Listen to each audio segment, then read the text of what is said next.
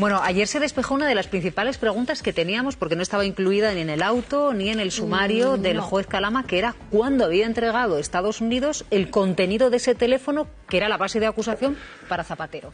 La Constitución española en eso no lo permite, de ninguna de las maneras.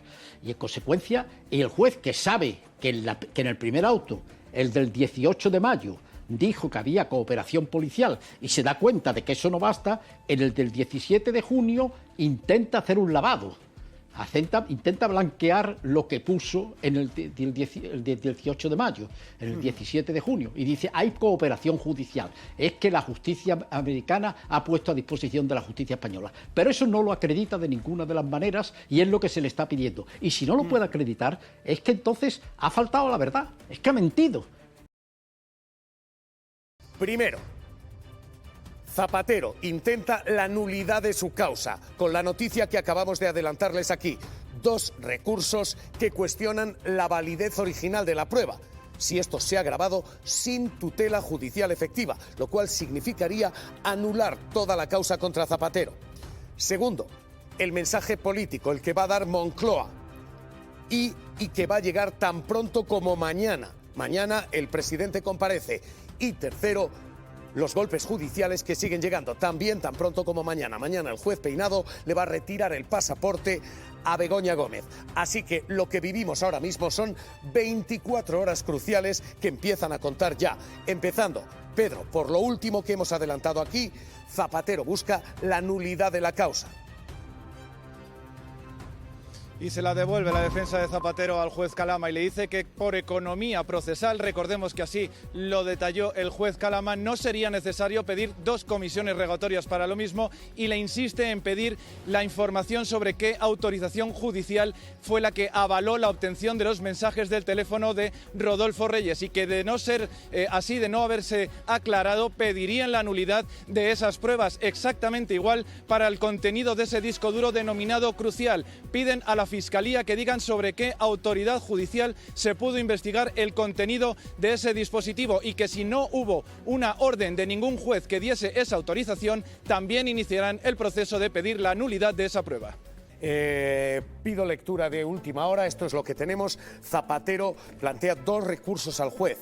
2 recursos diciendo, oiga, las pruebas que me incriminan vienen de Estados Unidos, vienen de Homeland Security, vienen de la administración Trump y no tienen tutela judicial efectiva. Se han grabado sin que lo sepa un juez. Y la extracción del disco duro ahora mismo está también en el aire.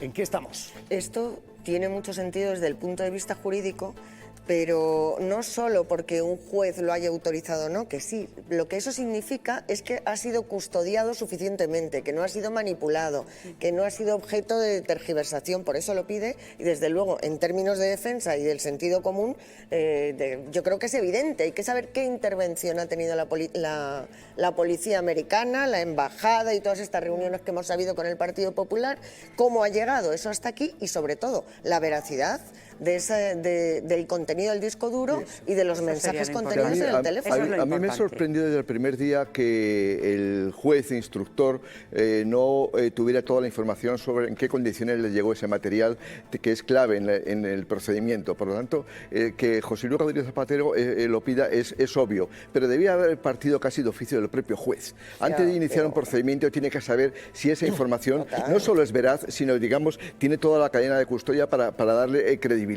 Y yo creo que eso tenía que haber partido del juez, pero bueno, en España es así como estamos en todas las cosas. Bueno, se abren procedimientos se abren procedimientos y luego ya veremos qué pasa. Comparto plenamente lo que dices, pero en todas las cosas no. En todas las cosas. En algunas más que en otras. No, claro. Vamos a decir lo de la igualdad, unos más que otros. Pero además es a la vez de cualquier juez instructor, que lo primero es ver si el material que te llega es de calidad o no es de calidad. Y si no es de calidad, pues hay que en el auto de imputación de Zapatero, 88 páginas, no dice cuándo envió la administración Trump las pruebas. Algo sorprendente, pues tienes 88 páginas, puedes decir cuándo lo envió. Claro, si dices cuándo lo envió, te das cuenta que lo envió 2 meses antes, es decir, 5 años después de que se hiciese con esa grabación. Segundo, Zapatero ya ha pedido, el abogado de Zapatero ya ha pedido que se enviase una comisión rogatoria y el juez lo denegó, que a mí no me entra en la cabeza. Ha dicho que primero, como él ya ha pedido una serie de datos, va a esperar a que llegue esa respuesta para pedir luego la ampliación de datos que plantea la defensa de Zapatero. Oiga, háganlo al mismo tiempo, ¿no? Para que esté aquí esa información cuanto antes. Y tercero y último, breve, en línea con lo que tú dices. Si mañana la administración Trump dice que no tienen forma de demostrar que la prueba fue custodiada correctamente, ¿qué va a hacer el juez? ¿Decirle a los españoles, olvidaros de todo lo que he escrito y dicho? Es una broma. Jesús Maraña, estabas hablando de Zapatero. Con lo de Zapatero hay novedades. Habéis publicado, el juez aparca analizar la legalidad de una prueba clave contra Zapatero hasta que Estados Unidos le responda. Es lo que ha publicado Infolibre. Jesús Maraña. Sí, es que hay que recordar que el juez, después del primer auto que conocimos, de aquellas 85 páginas, sobre las que ya hemos hablado aquí, y uno percibió unas cuantas lagunas en el auto, pero una de las pruebas clave son los famosos mensajes incautados en un móvil de un empresario venezolano detenido en su día en Estados Unidos. Bien. Después de haber publicado ese auto de imputación de Zapatero, el juez pidió información a Estados Unidos para ver si podía utilizar judicialmente esa prueba, los mensajes. Bueno, primero, hay juristas que han explicado, bueno, el orden habitual debería ser, lógicamente, el contrario. Primero usted mire si puede utilizar esas pruebas en la justicia española y después haga el auto en el que contiene, y en el caso de Zapatero, en ese auto, es fundamental lo que aportan esos mensajes, porque son parte de lo que se refiere a Zapatero, aunque no haya implicaciones directas. Es importantísimo porque se podría pedir la nulidad, que por ahí es importantísimo porque se podría pedir la nulidad, que por ahí va el camino de esa petición que hizo posteriormente la defensa de Zapatero de que se ampliara esa información de Estados Unidos para comprobar si eso es lícito o no y de dónde salen los mensajes después de 5 años de haberse incautado aquel móvil. Bueno, pues el juez lo que ha decidido es, primero que me responda a mí Estados Unidos y luego ya veré si ampliamos esa información que solicitan. Bueno, es una decisión del juez, pero insisto, como hemos dicho en otros casos, y en eso creo que sí, hay que defender el derecho de defensa, la presunción de inocencia y luego defender pruebas, si son pruebas, y no indicios indirectos como si fueran pruebas, porque es distorsionar la realidad. Javier Pérez Royo, catedrático de Derecho Constitucional. ¿Qué tal? ¿Cómo está? Muy buenas tardes. Yo muy bien. Es noticia de última hora. Zapatero está planteando esto. ¿Puede haber nulidad en el caso de Zapatero? ¿El caso puede ser anulado, quedar en nada? Vamos a ver. En el caso de Plus Ultra, que es en el que se ha acabado imputando a José Luis Rodríguez Zapatero, el juez ha dictado 2 autos. Uno, el 18 de mayo, que es en el que imputa a Zapatero por tráfico de influencias con el tema Plus Ultra, con el rescate de la aerolínea Plus Ultra, y el 17 de junio dicta otro auto sobre las medidas cautelares que se pedían, entre otras la retirada del pasaporte e incluso se pedía la prisión provisional por algunas de las acusaciones particulares, ¿no? Entonces, en el primer auto, el del 18 de mayo del 2026, el juez habla de cooperación policial.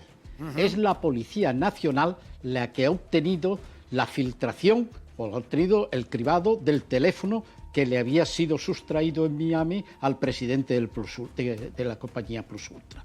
Y ahí hay una cooperación policial. La policía de la agencia americana correspondiente le pasa a la policía española ese contenido.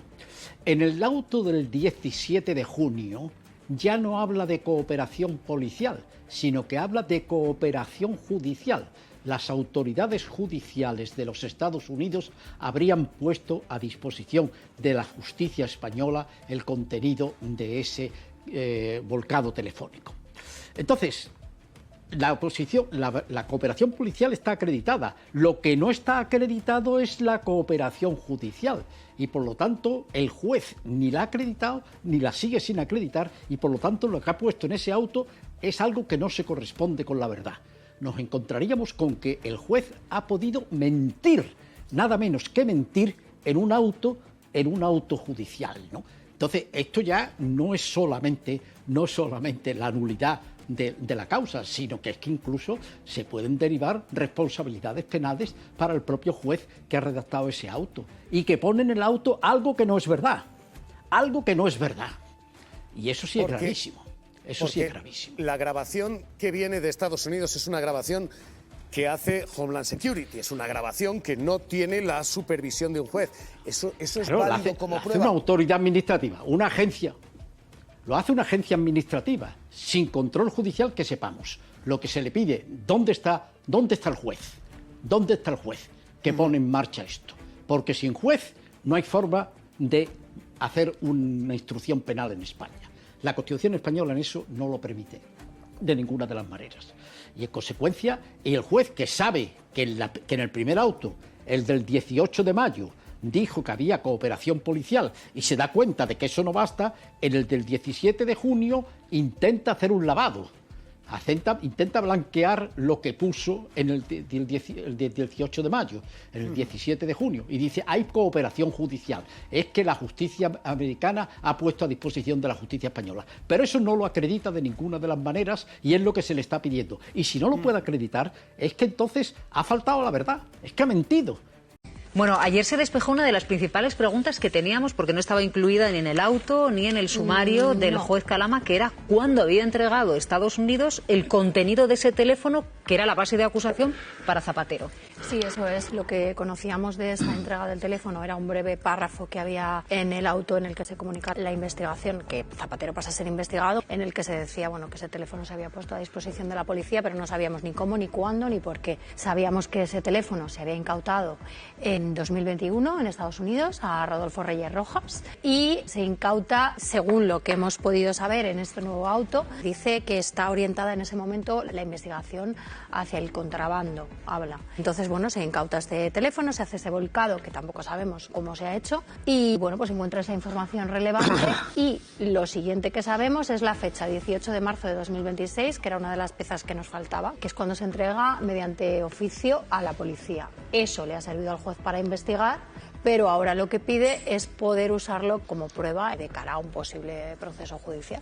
Joaquín, está sorprendiendo mucho que teniendo Estados Unidos el contenido de este teléfono, que es la base de la acusación a Zapatero, lo tenía desde hace 5 años, que lo entregase en los 3 últimos meses.